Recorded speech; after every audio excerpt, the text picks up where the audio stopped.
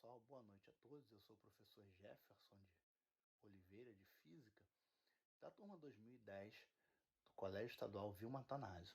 Esse vídeo tem como objetivo, corrigir ou responder as questões teóricas formuladas na atividade da semana passada sobre termometria.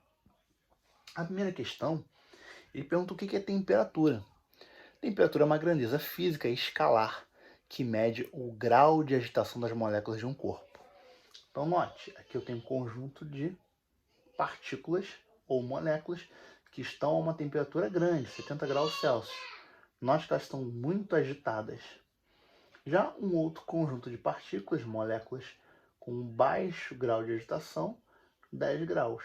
Então a medida da agitação molecular é o que nós chamamos de temperatura. Alta agitação, corpo quente, temperatura elevada. Baixa agitação, corpo frio, temperatura baixa. Beleza? A segunda questão vai perguntar para a gente o que é equilíbrio térmico. Você deve ter percebido que para verificar a temperatura, a gente tem o hábito de pegar um termômetro, colocar debaixo do braço e deixar um certo tempo, para que então o termômetro fique com a mesma temperatura do nosso corpo. É uma leitura indireta. O que é o equilíbrio térmico? Corpos com temperaturas diferentes, depois de um certo tempo de contato, passarão a estar na mesma temperatura. Isso é o que nós chamamos de equilíbrio térmico, também conhecido como lei zero da termodinâmica. Ok? Aqui no meu exemplo eu tenho inicialmente um recipiente isolado termicamente, paredes adiabáticas e tal. Então tem um corpo quente, o mesmo da figura anterior, 70 graus, um corpo frio, 10 graus. Quando eles são colocados em contato, vai haver o que? Um fluxo de calor, uma troca de calor. O corpo frio ganha calor, o corpo quente perde calor. Então aqui eu teria um calor positivo, aqui um calor negativo. Devido ao ganho e a perda de calor, a quantidade de calor, a equação geral da calorimetria é igual a M vezes C vezes ΔT. Então, devido a essas trocas de calor, o corpo 1 abaixou a sua temperatura, vai ter um ΔT negativo, e o corpo 2, como ele ganha calor, ele vai ter um ΔT positivo. Repara que a temperatura de equilíbrio, que é TEC, que é o equilíbrio térmico, vai ser um valor abaixo de 70, mostrando que esse cara perdeu calor, por isso abaixou a temperatura, e acima de 10, mostrando que outro corpo ganhou calor. Aqui eu tinha uma cor mais quente, uma cor mais fria, E aqui a ideia é que os dois têm cores iguais, para dar a ideia que as temperaturas são iguais. 45 graus aqui. O meu exemplo, 45 graus, é para mostrar que você tinha mais massa do corpo quente e menos do corpo frio. Por isso que a temperatura de equilíbrio está mais próxima de 70 do que de 10. Se fosse o contrário, a bolinha pequena fosse a quente e a bolinha grande fosse a fria, a temperatura que poderia ser 25 graus, mostrando exatamente o contrário, mais próximo do 10 do que do 70. Tá certo, gente? Então essa aqui é uma maneira teórica de ver o que é o equilíbrio térmico. A terceira questão pergunta o que é o zero absoluto. Zero absoluto, gente, é um conceito teórico. Zero absoluto é a menor temperatura no universo que um corpo pode atingir. O zero absoluto ele faz referência à escala Kelvin ou escala absoluta. Vocês sabem que existem pelo menos 3 escalas termométricas oficiais. A escala Celsius, usada aqui no Brasil, na Suécia, nos países latinos. A escala Fahrenheit, usada nos países de língua inglesa, como Estados Unidos, Canadá e etc. Também na Alemanha, porque Daniel Fahrenheit era alemão. E a escala Kelvin, utilizada anteriormente na Grã-Bretanha, porém hoje em dia em trabalhos científicos. O sistema internacional usa essa escala. Então, como é que são construídas essas escalas? Consiste em 2 pontos fixos. Os pontos de fusão do gelo. Aqui, fusão do gelo. ou seja, o gelo derretendo, e o ponto de ebulição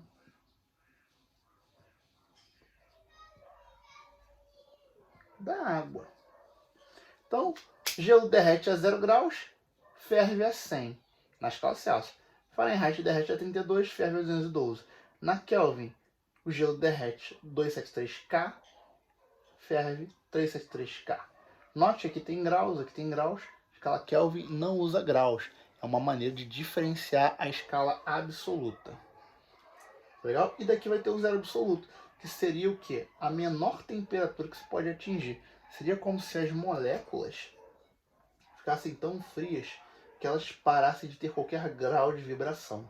Daí o nome zero. 0 grau de agitação molecular. Tá certo? Esse zero, na escala Celsius,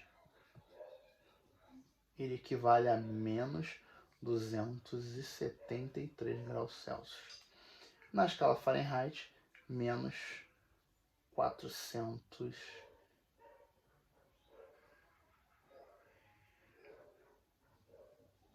Escala Fahrenheit, menos 459 aproximadamente. Tudo bem, gente? Uma outra pergunta aqui. Qual a unidade de temperatura no sistema internacional? Essa já foi até respondida, né?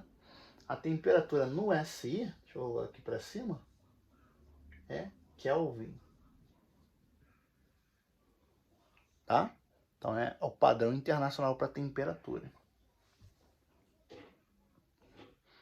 Uma vez na UERJ foi perguntada qual era a unidade de calor no sistema internacional. No vestibular da UERJ de 2011. Calor é energia. No sistema internacional seria o Joule, apesar de que em termologia nós usamos calorias como unidade para calor. Mas no sistema internacional seria joules o calor e Kelvin a temperatura. Para fechar, ele pergunta aqui, né, atividade, cite exemplos do dia a dia sobre dilatação térmica. O que é dilatação térmica? Devido ao aumento da temperatura, os corpos sofrem aumento em suas dimensões. Essa dilatação ela pode ser linear,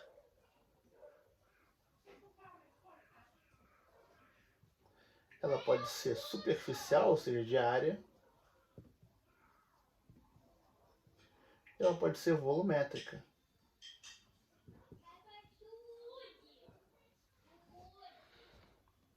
Então, notem que, devido ao aumento da temperatura, os corpos aumentam ou o comprimento, ou a área, ou o volume. A dilatação pode ser dos sólidos ou dos líquidos. Vou dar um exemplo de dilatação sólida, um exemplo de dilatação líquida.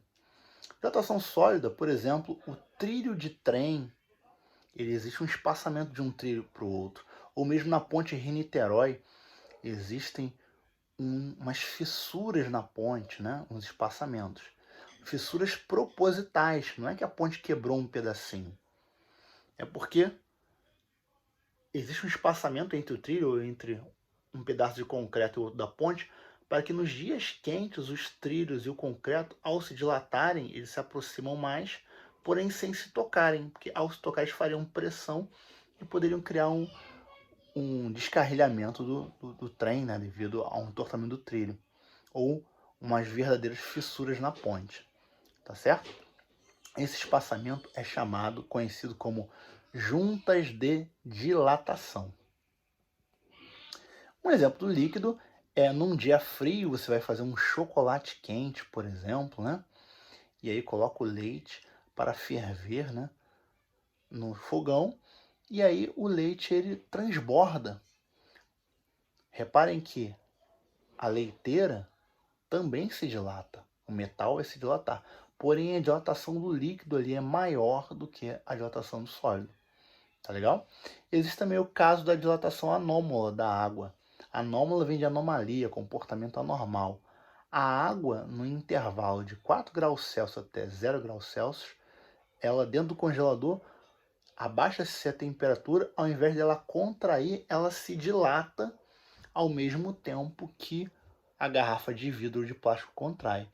Isso provoca, geralmente, um estufamento da garrafa de plástico e o trincamento do vidro da garrafa de vidro. Tá legal, gente? Então isso é a dilatação térmica.